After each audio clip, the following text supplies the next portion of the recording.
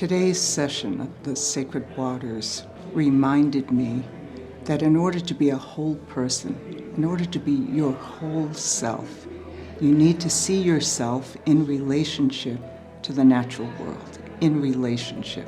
Red Star International is a small nonprofit organization. Our mission is to advance self-determination for the well-being of humanity and the natural environment. And we achieve that mission by being able to bring together people globally in order to share ideas to spark local innovation.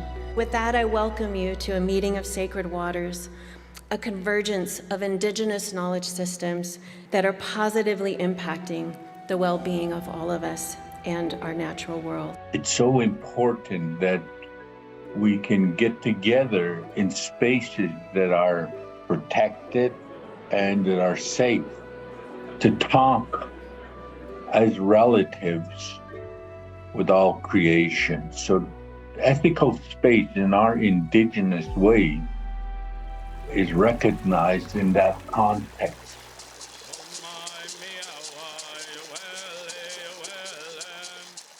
We are all equal with the water. Every living being depends on water. We don't own the land, but we have to protect it.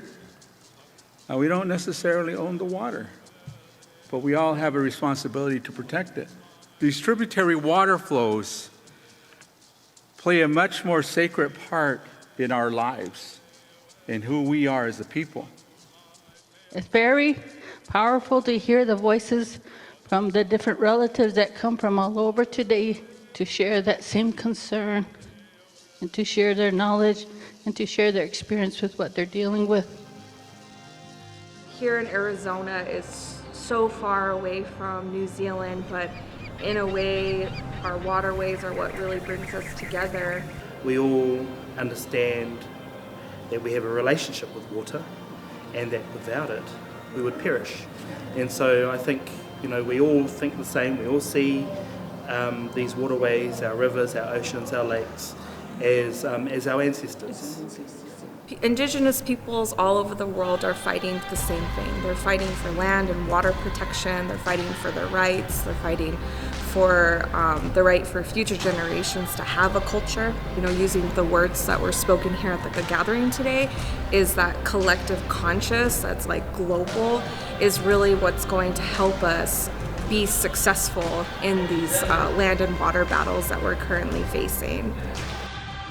I think the thing for our people, since 70% of us live in urban areas, is to understand that our indigeneity is such that wherever we are, that is our place. That is our responsibility.